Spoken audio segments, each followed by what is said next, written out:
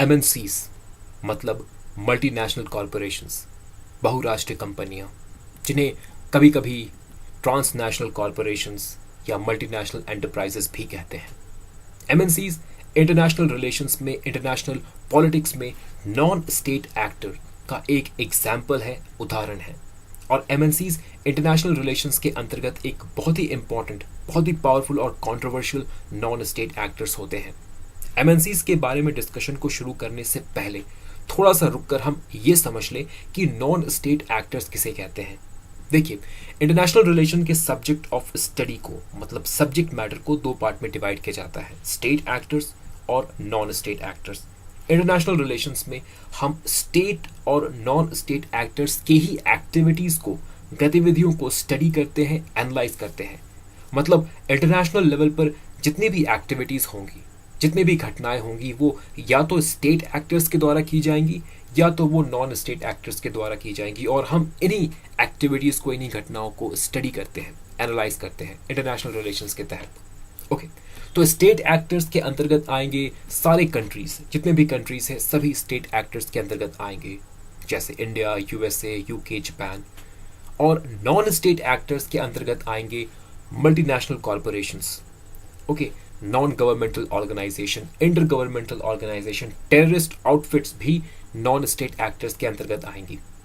तो आज इस वीडियो में हम एक बहुत ही important non state actor multinational corporation के बारे में स्टडी करेंगे।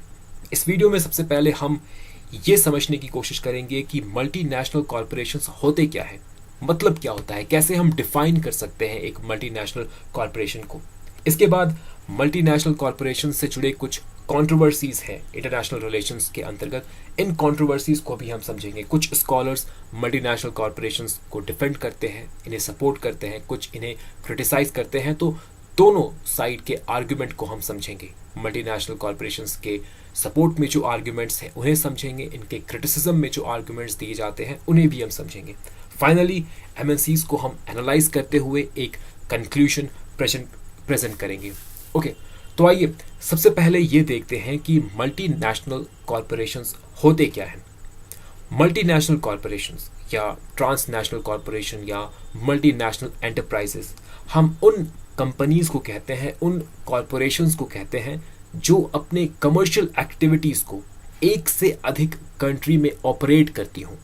अपने कमर्शियल एक्टिविटीज को जो कंपनीज एक से अधिक कंट्री में ऑपरेट करती हों, परफॉर्म करती हों, उन्हें ही हम मल्टीनेशनल कॉरपोरेशन कहते हैं। कमर्शियल एक्टिविटीज का मतलब क्या है? देखिए, एक कंपनी के द्वारा किया गया किसी प्रोडक्ट या सर्विस का प्रोडक्शन, डिस्ट्रीब्यूशन और कंजम्पशन। ओके, अगर एक कंपनी किसी प्रोडक्ट या सर्विस को प्रोड्यूस करती है, डिस्ट्रीब्यूट करती है, मतलब सेल करती है, और कंपनी के द्वारा बनाया गया प्रोडक्ट या सर्विस कंज्यूम किया जाता है कंज्यूमर्स के द्वारा, ये सारे एक्टिविटीज को ही हम कमर्शियल एक्टिविटीज कहते हैं। और अगर एक कंपनी मल्टीनेशनल कॉरपोरेशन है तो उस कंपनी के द्वारा किसी भी प्रोडक्ट का, किसी भी गुड या सर्विस का प्रोडक्शन, डिस्ट्रीब्यूशन और कंजम्पशन एक ही कंट्री में कंप्लीट नहीं होगा। ओके, ये जो एक्टिविटीज है, कमर्शियल एक्टिविटीज के अंतर्गत आने वाले जितने भी प्रक्रिया है, जितनी भी गतिविधि है, गुड्स और सर्विसेज का प्रोडक्शन, फिर इनका डिस्ट्रीब्यूशन मतलब इन्हें सेल करना, फिर इन गुड्स या सर्विसेज का कंजम्पशन कंज्यूमर्स के द्वारा, ये सारी एक्टिविटीज एक कंट्री में, एक कंट्री के टेरिटरी के विदिन, बाउंड्रीज के विदिन कंप्लीट नहीं की जाएंगी। अगर कंप्लीट हो रही हैं एक कंपनी के द्वारा तो वो कंपनी डोमेस्टिक कॉरपोरेशन कहलाएंगी, डोमेस्टिक कंपनी कहलाएंगी, मल्टीनेशनल कंपनी नहीं कहलाएंगी। ओके, तो गुड्स एंड सर्विस का प्रोडक्शन किसी कंट्री में होगा, किसी एक कंट्री में होगा, और फिर इनका डिस्ट्रीब्यूशन और कंजम्पशन कहीं और होगा। तो इस तरह से अगर कोई कंपनी एक से अधिक कंट्री में ऑपरेट करती हो, अपने प्रोडक्शन और डिस्ट्रीब्यूशन फैसिलिटी को एक से अधिक कंट्री में स्प्रेड करती हो, तो उस कंपनी को हम मल्टीनेशनल कॉरपोरेशन, मल्टीनेशनल कंपनी कहेंगे। ओके, तो ये था एक MNC का डेफिनेशन। MNC क्या होता है, ये था इसका मतलब। अब हम देखते हैं कि इन रियलिटी, हकीकत में ये MNCs किस तरह फंक्शन करती हैं। ओके, कैसे ऑपरेट करती हैं और क्यों कुछ लोग इन एमएनसीज को डिफेंड करते हैं, सपोर्ट करते हैं, और क्यों कुछ इन एमएनसीज के एक्टिविटीज को क्रिटिसाइज करते हैं। अब हम इस बात को समझने की कोशिश करते हैं। ओके, देखिए, दुनिया भर में ऑल ओवर द वर्ल्ड 63,000 से भी ज़्यादा एमएनसीज हैं, और इनमें जो टॉप 500 एमएनसीज हैं उनके हेडक्वार्टर डेवलप्ड कंट्रीज में लोकेटेड होते हैं, जैसे United states, European countries, Japan etcetera. और इन एमएनसीज की प्रोडक्शन फैसिलिटीज कहाँ होती है? इन एमएनसीज की प्रोडक्शन फैसिलिटीज होती हैं डेवलपिंग कंट्रीज में। ओके, इंडिया, चाइना, बांग्लादेश जैसे कंट्रीज में लोकेटेड होती हैं। तो देखिए, इन एमएनसीज का ओरिजिन, इन एमएनसीज की शुरुआत डेवलप्ड कंट्रीज में हो रही है, डेवलप्ड कंट्रीज में होती है, और बाद में ये एमएनसीज अपने प्रोडक्शन फैसिलिटी को इन डेवलपिंग कंट्रीज में शिफ्ट करने लगते हैं, शिफ्ट कर देते हैं, ट्रांसफर कर देते हैं। इस शिफ्टिंग के प्रोसेस को, ओके, प्रोडक्शन फैसिलिटीज को डेवलपिंग कंट्रीज में शिफ्ट करने के इस प्रोसेस को हम आउटसोर्सिंग भी कहते हैं। ओके, आउटसोर्सिंग भी कहते हैं। अब यहां पर क्वेश्चन उठता है कि डेवलपिंग कंट्रीज में ही क्यों? ओके, ये एमएनसीज अपनी प्रोडक्शन फैसिलिटीज को डेवलपिंग कंट्रीज में ही क्यों शिफ्ट करती हैं, ट्रांसफर करती हैं? देखिए, आंसर ये है क्योंकि इन डेवलपिंग कंट्रीज का पॉपुलेशन बहुत अधिक होता है, जिसके कारण लेबर कॉस्ट में कमी आती है, और अगर लेबर कॉस्ट कम होगा तो मल्टीनेशनल कंपनीज का कॉस्ट ऑफ प्रोडक्शन भी कम होगा, और अगर कॉस्ट ऑफ प्रोडक्शन कम होगा तो इन एमएनसीज का प्रॉफिट और अधिक होगा। इसके अलावा एक और रीजन है, इसके अलावा इन डेवलपिंग कंट्रीज का ह्यूज पॉपुलेशन एक कंज्यूमर बेस की तरह भी काम करता है। ये एमएनसीज अपने प्रोडक्ट और अपने सर्विसेज को इन डेवलपिंग कंट्रीज में सेल भी कर सकती हैं।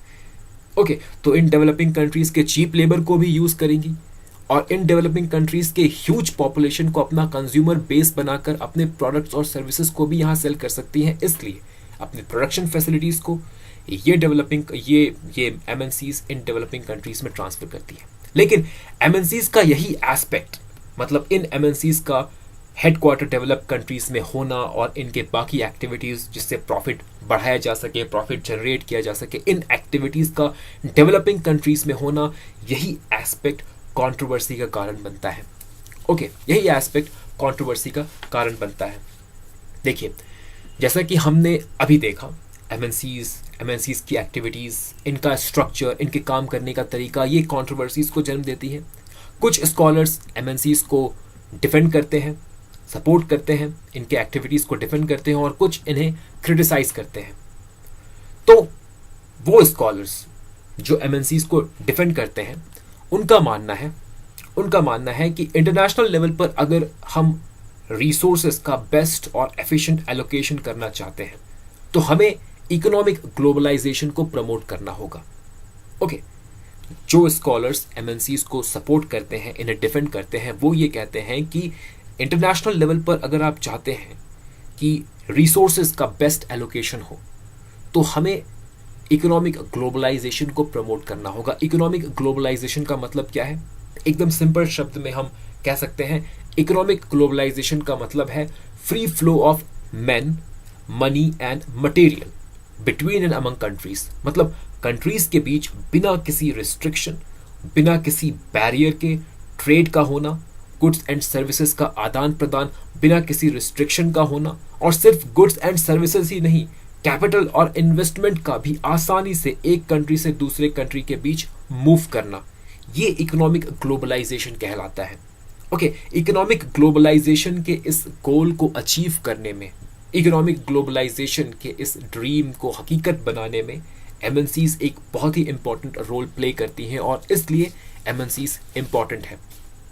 ओके, ये एमएनसीज, दूसरा आर्ग्यूमेंट है, ये एमएनसीज जब डेवलपिंग कंट्रीज में मूव करती हैं तो अपने साथ ये कैपिटल लेकर जाती हैं, इन्वेस्टमेंट लेकर जाती हैं, टेक्नोलॉजी लेकर जाती हैं। ओके, एमएनसीज के डिफेंडर्स कह रहे हैं ओके कि जब ये एमएनसीज डेवलपिंग कंट्रीज में मूव करती हैं तो अपने साथ ये कैपिटल लेकर जाएंगी, इन्वेस्टमेंट, टेक्नोलॉजी लेकर जाएंगी, और ये कैपिटल, ये इन्वेस्टमेंट, ये टेक्नोलॉजी पुअर कंट्रीज के डेवलपमेंट में एक बहुत ही इंपॉर्टेंट रोल प्ले करता है। एमएनसीज के द्वारा किए गए इन इन्वेस्टमेंट को ही हम ट्रांस कैपिटल फ्लो या फॉरेन डायरेक्ट इन्वेस्टमेंट कहते हैं। तो एमएनसीज के द्वारा किया गया ये foreign direct investment third world countries के लिए एक वरदान, एक ब्लेसिंग साबित होता है। इन एमएनसीज के डिफेंडर्स का ये आर्ग्यूमेंट है। ओके, इन कंट्रीज के डेवलपमेंट के पेस को, गति को और अधिक बढ़ाता है। ओके, ये एमएनसीज इन कंट्रीज में, डेवलपिंग कंट्रीज में इंजन ऑफ प्रोग्रेस की तरह काम करती है, एक मॉडर्नाइजिंग फोर्स की तरह काम करती है। तो ये कुछ आर्ग्यूमेंट्स हैं जो एमएनसीज के सपोर्टर्स के द्वारा दिए जाते हैं, खासकर इकोनॉमिक ग्लोबलाइजेशन के स्कॉलर के द्वारा दिए जाते हैं। ओके, लेकिन कई स्कॉलर एमएनसीज और इनके एक्टिविटीज को क्रिटिसाइज भी करते हैं। आइए देखते हैं कि इन स्कॉलर्स के द्वारा किस तरह के आर्ग्यूमेंट्स को प्रेजेंट किया जाता है। देखिए, ये स्कॉलर कहते हैं फॉरेन इन्वेस्टमेंट से एक कंट्री को बेनिफिट होता है, लाभ होता है। ओके, लेकिन ये बेनिफिट कुछ लोगों तक ही सीमित होता है, कुछ एलीट क्लास तक ही ये बेनिफिट सीमित होता है। फॉरेन इन्वेस्टमेंट का बेनिफिट मिडिल क्लास या लोअर क्लास तक नहीं पहुंच पाता। ये पहला आर्ग्यूमेंट है। ओके, एमएनसीज के अगेंस्ट ये पहला आर्ग्यूमेंट है कि एमएनसीज और फॉरेन डायरेक्ट इन्वेस्टमेंट से होने वाला बेनिफिट कुछ लोगों तक ही सीमित होता है, कुछ एलीट क्लास तक ही सीमित होता है। मिडिल क्लास और लोअर क्लास तक ये बेनिफिट नहीं पहुंच पाता। इसके बाद एमएनसीज जब एक रिसोर्स रिच डेवलपिंग कंट्री में जाती है, जब एक एमएनसी एक रिसोर्स रिच डेवलपिंग कंट्री में जाती है तो इनका एम, इनका ऑब्जेक्टिव एक ही होता है। इन एमएनसीज का एम और ऑब्जेक्टिव एक ही होता है, नेचुरल रिसोर्सेज को एक्सप्लॉइट करना, एक्सट्रैक्ट करना और फिर इन नेचुरल रिसोर्सेज को एक रॉ मटेरियल के फॉर्म में या फिनिश्ड प्रोडक्ट के फॉर्म में दूसरे कंट्रीज में एक्सपोर्ट करना। ओके, लेकिन एमएनसीज के द्वारा किए गए नेचुरल रिसोर्स के एक्सप्लॉइटेशन और एक्सट्रैक्शन से, नेचुरल रिसोर्स के एक्सपोर्ट से लोकल पॉपुलेशन को कोई बेनिफिट नहीं पहुंचता। तो एमएनसीज डेवलपिंग कंट्रीज में जाएंगी, वहां के नेचुरल रिसोर्सेज को एक्सप्लॉइट करेंगी, एक्सट्रैक्ट करेंगी, फिर उन्हें एक्सपोर्ट करेंगी। लेकिन जो लोकल पॉपुलेशन है, डेवलपिंग कंट्रीज के जो लोकल पॉपुलेशन है, इंडिजिनस पॉपुलेशन है, उन्हें कोई बेनिफिट नहीं मिलेगा इसका। ये दूसरा क्रिटिसिज्म है।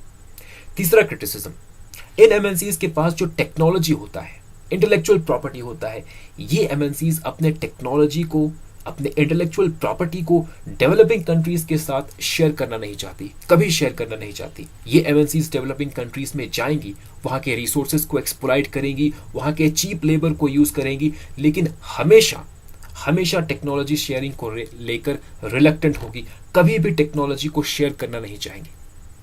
ओके, तो ये तीसरा क्रिटिसिज्म है।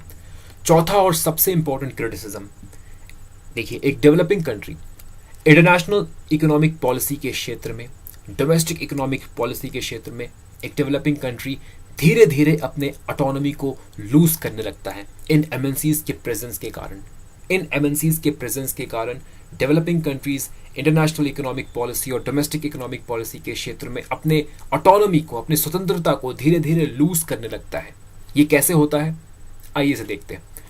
डेवलपिंग कंट्रीज के पास कैपिटल की कमी होती है, लेकिन डेवलपिंग कंट्रीज को यह पता है कि इकोनॉमिक ग्रोथ और इकोनॉमिक डेवलपमेंट के लिए कैपिटल की जरूरत होगी, इन्वेस्टमेंट की जरूरत होगी। और ये कैपिटल, ये इन्वेस्टमेंट कहाँ होगा, किसके पास होगा?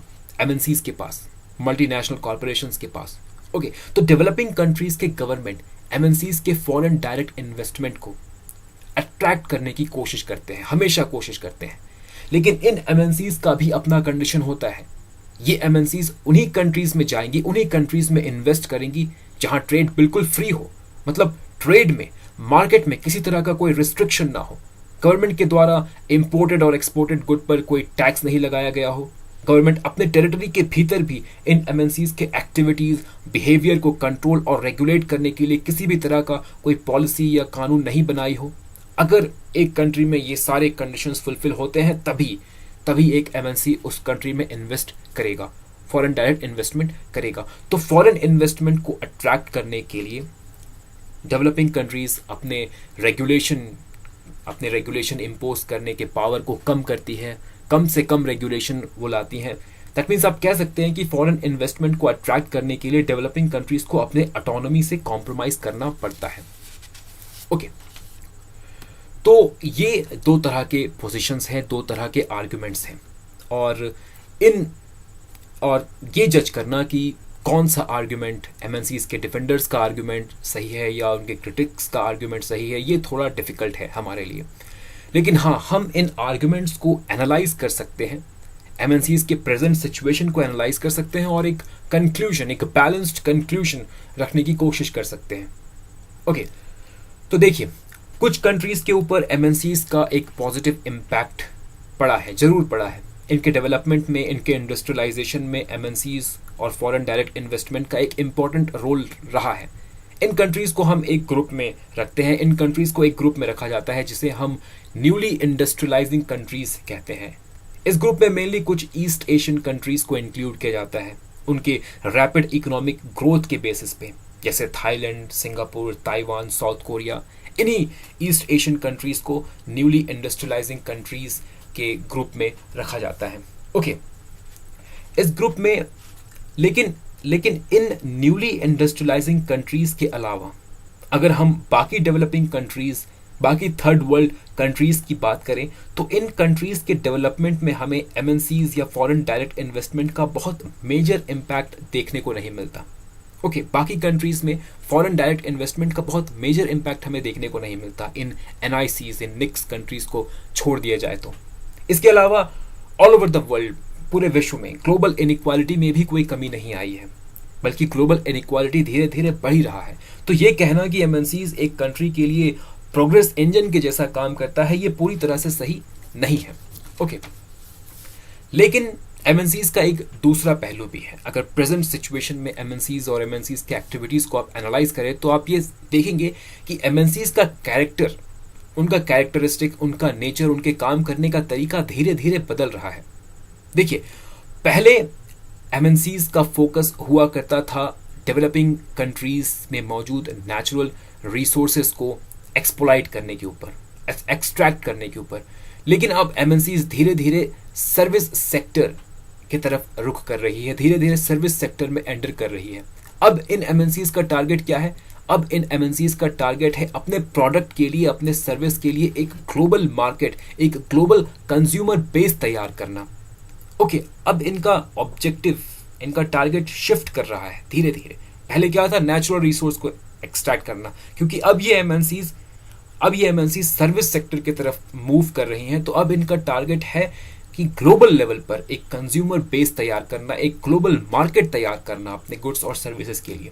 इन एमएनसीज के लिए अब ये मैटर करने लगा है कि जिस कंट्री में ये ऑपरेट करती हैं, जिस कंट्रीज में ये ऑपरेट कर रही हैं, जिस कम्युनिटी में ये ऑपरेट कर रही हैं, वहाँ उस कंट्री में, उस कम्युनिटी के लोगों के बीच इन एमएनसीज का रेप्यूटेशन, इमेज अच्छा हो।